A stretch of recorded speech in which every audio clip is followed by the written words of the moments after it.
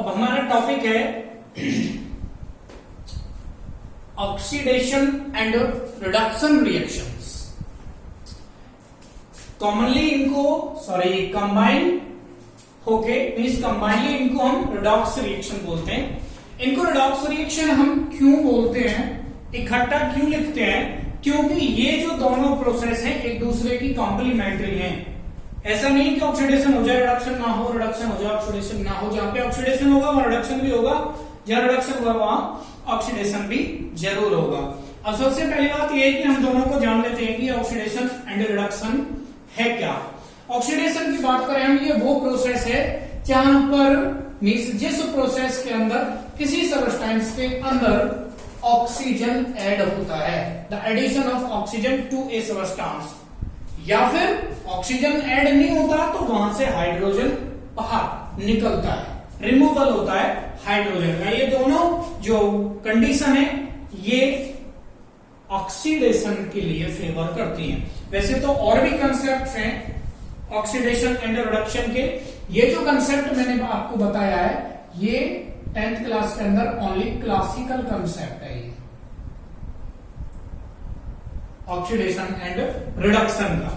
Otherwise कई सारे इसके कंसेप्ट हैं। तो ऑक्सीडेशन वो प्रोसेस है जिसके अंदर ऑक्सीजन ऐड होगी या नंबर ऑफ ऑक्सीजन इंक्रीज होते हैं किसी सब्सटेंस के अंदर, या फिर हाइड्रोजन निकल जाते हैं। इस प्रोसेस को बोलते हैं ऑक्सीडेशन। अब ऑक्सीडेशन ऐसे नहीं कि अपने आप हो जाएगा, ऑक्सीडेशन को जो सब्सटेंस करता है उसको हम ऑक्सीडाइजिंग एजेंट बोलते हैं। ऑक्सीडाइजिंग एजेंट या oxidant the substance which provide oxygen, जो ऑक्सीडेशन के लिए ऑक्सीजन प्रोवाइड करेगा या फिर वो हाइड्रोजन को रिमूव करेगा, उसको हम क्या बोलते हैं ऑक्सीडाइजिंग एजेंट या ऑक्सीडेंट बोलते हैं। जो ऑक्सीडाइजिंग एजेंट होता है ये खुद रिड्यूस हो जाता है, आप एग्जांपल में देखोगे।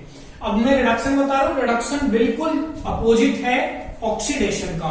ये वो प्रोसेस है जिसमें एडिशन होगा हाइड्रोजन का, means number of hydrogen atoms increase होंगे, या फिर रिमूवल होगा ऑक्सीजन का, means number of oxygen atom किसी सब्सटेंस से डिक्रीज होंगे, वो रिडक्शन होता है। ऐसे ही रिडक्शन अपने आप तो होगा नहीं, इसको भी कोई करेगा। जो वो सब्सटेंस रिडक्शन करता है उसको रिड्यूसिंग एजेंट बोलते हैं, means the substance which provide hydrogen, वो हाइड्रोजन प्रोवाइड कराएगा रिडक्शन के लिए, या फिर रिमूव ऑक्सीजन, वो ऑक्सीजन को रिमूव करेगा, उसको हम रिड्यूसिंग एजेंट बोलेंगे, रिडक्टेंट बोलेंगे।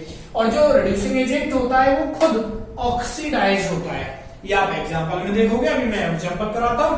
Copper oxide plus H2, hydrogen हमने ऐड की, after the reaction Cu, copper अलग और ये H2O बन जाता है। अब यहां ध्यान दो आप कॉपर ऑक्साइड में, ये कॉपर ऑक्साइड है, यहां देखो यहां कॉपर रह गया, इसके साथ से ऑक्सीजन निकल गया, रिमूवल ऑफ ऑक्सीजन यहां हुआ है। तो ध्यान रखो रिमूवल ऑफ ऑक्सीजन को क्या बोलते हैं, रिडक्शन। तो ध्यान रखो रिमूवल ऑफ ऑक्सीजन यहां हुआ तो रिडक्शन यहां हो गया। सेम टाइम पे साइमल्टेनियस प्रोसेस है दोनों, उसी टाइम पे जो H2 हाइड्रोजन इसके साथ जाके ऑक्सीजन जुड़ गई, एडिशन हुआ है। मैंने एडिशन ऑफ ऑक्सीजन क्या बताया, ऑक्सीडेशन। तो यहां पर क्या हो गया, ऑक्सीडेशन हो गया। तो ये कॉम्प्लीमेंट्री प्रोसेस है, जहां ऑक्सीडेशन होता है वहां रिडक्शन भी होता है।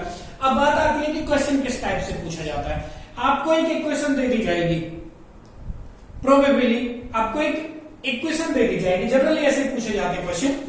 तो आपको ये पूछा जाएगा इसके अंदर ये बताओ कि कौन सा सब्सटेंस ऑक्सीडाइज हुआ है, कौन सा सब्सटेंस रिड्यूस हुआ है, कौन सा ऑक्सीडाइजिंग एजेंट है, कौन सा रिड्यूसिंग एजेंट। इस रिएक्शन की बात करूं तो कॉपर ऑक्साइड देखो ये यहां पर जाकर कॉपर रह गया, रिडक्शन हो गया।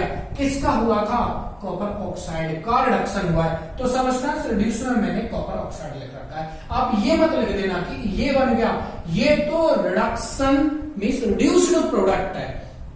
आप ऐसे लिख सकते हो सब्सटेंस रिड्यूस CuO2 Cu, ये CuO रिड्यूस हुआ है और किस में हुआ है, Cu कॉपर में रिड्यूस हो गया। ऑक्सीडाइज हाइड्रोजन अकेला था, ऑक्सीजन जुड़ गया, तो जो ऑक्सीडेशन हुआ है वो हाइड्रोजन का हुआ है यहां पर। अब ऑक्सीडाइजिंग एजेंट ध्यान दो, CuO इसका क्या हुआ है, रिडक्शन। किसकी वजह से हुआ है, इसकी वजह से, तो ये रिड्यूसिंग एजेंट। अब ये देखो इसका क्या हुआ है यहां पर, ऑक्सीडेशन। इसका ऑक्सीडेशन करने के लिए ऑक्सीजन किसने दी है? कॉपर ऑक्साइड ने दी है। तो copper oxide is the oxidising agent. अब मैंने वो बताया था कि खुद रिड्यूस हो जाता है और ऑक्सीडाइज हो जाते हैं, उनको देख लेते हैं। यहां पर ये है ऑक्सीडाइजिंग एजेंट, ये क्या है यहां पर? Reducing agent. अब ये देखो ऑक्सीडाइजिंग एजेंट है ये, इसने H2 को CO ने H2 को ऑक्सीडाइज किया था इसने। अब इसने इसको ऑक्सीडाइज तो किया, खुद ने तो अपनी ऑक्सीजन दे दी, इसको देने के बाद खुद तो क्या हो गया? रिड्यूस हो गया है खुद। तो ध्यान रखना, अब ये रिड्यूसिंग एजेंट है, इसने इसको रिड्यूस किया तो खुद का क्या हो गया? ऑक्सीडेशन, खुद हो गया ऑक्सीडाइज। ऐसे ही सेम जो ये मैंने रिएक्शन लिख रखी है इसमें सब कुछ इंडिकेट कर रखा है, फिर भी आपको अपना माइंड इसमें लगाना है। कोई चीज समझ में नहीं आए तो उसको मुझे पूछना है, आपको ध्यान देना है। अब हमारा जो टॉपिक है, ये जो मैंने ऑक्सीडेशन पढ़ाया, ये हमारी एवरीडे लाइफ को कैसे अफेक्ट करता है। इफेक्ट्स हम इसके स्टडी करेंगे, the effects of oxidation reactions in everyday life. इसके हमारी जो सिलेबस में 2 कॉमन इफेक्ट्स दे रखे हैं, corrosion of metals and rancidity. Corrosion of metals क्या होता है? मेटल्स का धीरे धीरे एटमॉस्फेरिक कंडीशंस की वजह से डिग्रेडेट होना क्या कहलाता है? कोरोजन कहलाता है। अब हमारे सिलेबस में कोरोजन में से सिर्फ रस्टिंग ऑफ आयरन दे रखी है। वैसे तो आपने देखा होगा कि चांदी है जो वो काली पड़ जाती है, कॉपर है उसके ऊपर एक ग्रीनिश लेयर जम जाती है, सिल्वर है उसके ऊपर एक व्हाइट लेयर जम जाती है, ये सब कोरोजन है। और आयरन का जंग आप कॉमनली आपने ऑब्जर्व किया ही होगा। अब हमारे सिलेबस के अंदर केवल ये जो आयरन का कोरोजन है वो है जिसको हम कॉमनली रस्टिंग बोलते हैं प्रोसेस को, और जंग को बोलते हैं rust. The process in which metals are eaten up gradually by action of air and moisture. ये कोरोजन वो प्रोसेस है जिसमें मेटल्स धीरे धीरे डिग्रेडेट होती हैं, मीन्स वो क्षतिग्रस्त होती जाती हैं। किसके एक्शन से? एयर और मॉइस्चर के एक्शन से। एयर, मॉइस्चर या फिर कोई केमिकल।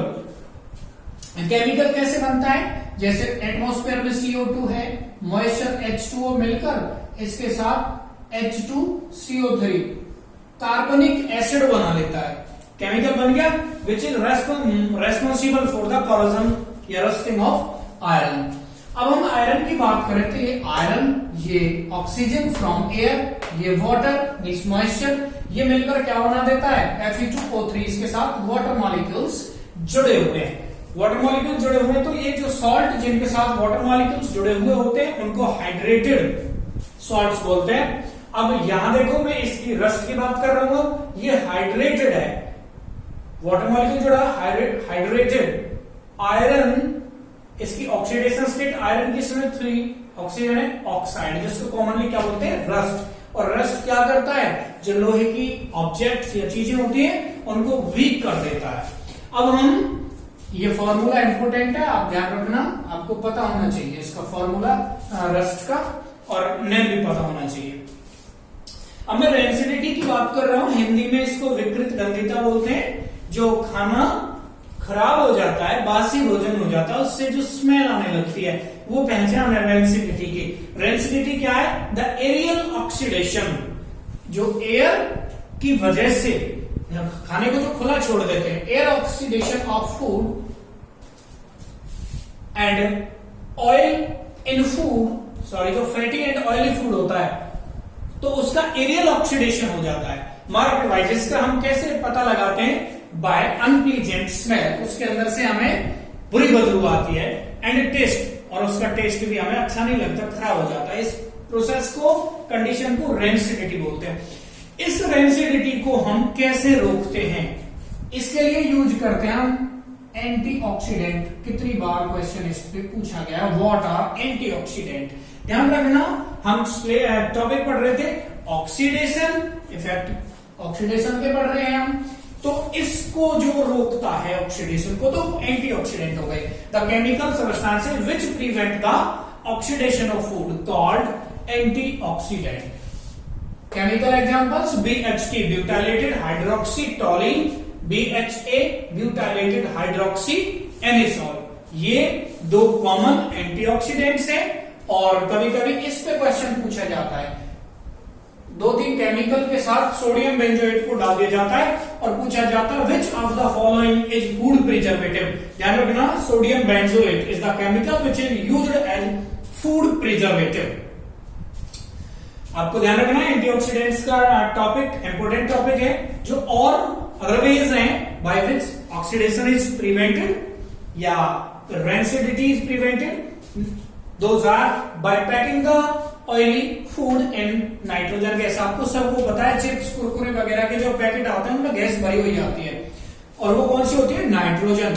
रूम टेम्परेचर पे जो नाइट्रोजन है वो इनर्ट होती है, वो रिएक्शन नहीं करती, तो ऑक्सीडेशन नहीं होता, तो नाइट्रोजन गैस प्रिजर्व करती है उनको। By keeping the food in refrigerator, refrigerator के अंदर रख सकते हैं, वहां पर एरियल ऑक्सीडेशन पॉसिबल नहीं है। Next is the by keeping the food in air tight containers. Food को ऐसे कंटेनर्स में रख सकते हैं जिसमें डायरेक्ट एयर नहीं जाएगी। अगर एयर का कांटेक्ट नहीं होगा तो ऑक्सीडेशन नहीं होगा। Next is the away from light. Food को हमें लाइट से अलग रखना है। लाइट की प्रेजेंस में जो ऑक्सीडेशन है वो प्रोसेस फास्ट होती है। इन एब्सेंस ऑफ लाइट जो ऑक्सीडेशन होगा फूड का वो स्लो हो जाएगा। ये चैप्टर आपका कंप्लीट हो गया। इससे रिलेटेड कोई भी प्रॉब्लम हो फ्रीक्वेंटली आप पूछ सकते हो। Okay, thank you.